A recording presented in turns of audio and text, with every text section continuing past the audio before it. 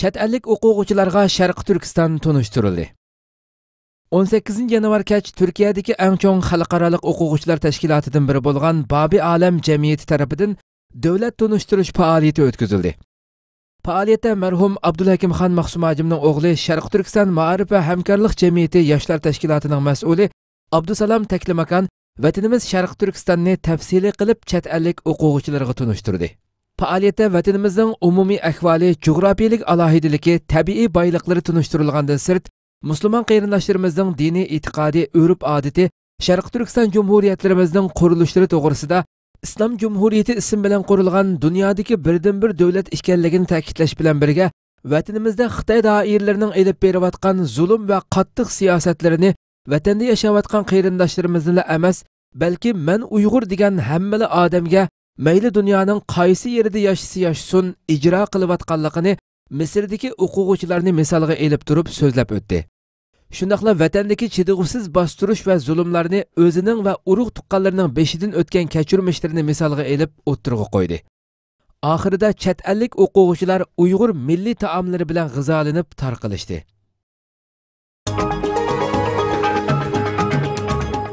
Sharq Turkiston ulamolar birligi hay'ati mashhur da'vatchi ustoz Muhammad Amin Yildirimni ziyorat qildi.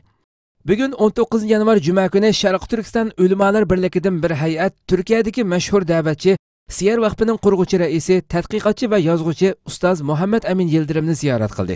Ziyoratga Sharq Turkiston ulamolar birligi taftish hay'ati raisi Abdul Ahad Uchqun, ulamolar birligi bosh kotibi doktor Abdulvaris Abdulxoliq va birlik a'zolaridan ustoz Nizomiddin Tamkini va Abdullah Yalqun qatorliqlar qatnashdi.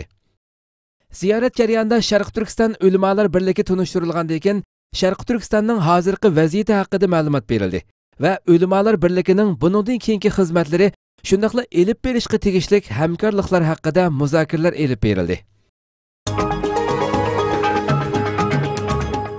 Turkiyaning Qahramonmarash viloyatida Xitoyga qarshi leksiya so'zlash faoliyati o'tkazildi. Xitoyning Uyg'urlarga yurgizayotgan besim siyosatining kuchayishiga ergashib, Turkiyada Xitoyning navbatdagi ta'qib siyosatlarini ayiblash va fosh qilish faoliyatlari ko'paymoqda. 17 yanvar kuni Turkiyaning sharqiy-janubiy rayoniga joylashgan Qahramonmarash shahrida Sharq Turkistonda Xitoyning besim siyosati temasida doklad berish yig'ini chaqirildi.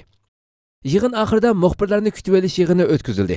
Qahramonmarash tarix, madaniyat va sayohat munbir tarafidan o'tkazilgan faoliyatga mazkur tashkilotning mas'ullari, a'zolari, o'qituvchilar, ziyolilar va ommaviy tashkilotlarning mas'ullari bo'lib ko'p sonda kishi qatnashdi. Mazkur yig'inda doklad bergan Sutchi Imom universitetining o'qituvchisi doktor Olimjon Bug'do apandi 40 tashkilot birlashib qurgan munbar tarafidan uyushtirilgan faoliyatda Uyg'urlarning tarixiy va bugungi vaziyati to'g'risida doklad berdi. Doklad berish yig'ini oxirlashgandan keyin Qahramonmarash tarix, madaniyat va sayohat munbiri mas'ullari muxbirlarga bayonot bergan bo'lib, doktor Olimjon Bug'do apandi muxbirlarga bayonot berish yig'inining nihoyatda yaxshi o'tganligini bayon qildi. Rossiya askarlari Afrindan chekinishga boshladi. Turkiya ovozi radiosining xabarida bildirilishicha, Turkiya armiyasi Suriyaning Afrin rayonidagi terrorlik tashkiloti PYD, PKK nishonlariga qarata harbiy harakat boshlash oldida turgan navbatdagi vaziyatda Rossiya rayondagi askarlarini yo'tkashga boshladi. Anatoliya agentligining Afrindagi ishonchli bir manbadan egillagan uchurlarga asoslanganda Kafar Janna yezisi atrofida turishliq Rossiya askarlari rayondan guruhi shaklda chiqib ketishga boshlagan. Afrindan o'nlagan Rossiya harbiy soqchilari Bashar Asad qismlarining kontrolligidagi Nubul va Zahra rayonlariga yetib borgan.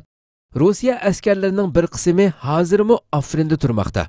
Turkiya Cumhuriyeti Armiya bosh shtab boshlig'i general Hulusi Akar, istixborot idorasi bosh maslahatchisi Hakan Fidan bilan birlikda Tunugun Rossiya Federatsiyasi Armiya bosh shtab boshlig'i general Valeriy Grasmov bilan ko'rishgan edi. Uchrashishda rayonning bexatarligiga aloqador masalalar, Suriyaning yaqinqi vaziyati va Ostona Janva muzokara bosqichlari haqida suhbat o'tkazgan edi. Erdo'g'an O'zbekiston prezidenti bilan ko'rishdi.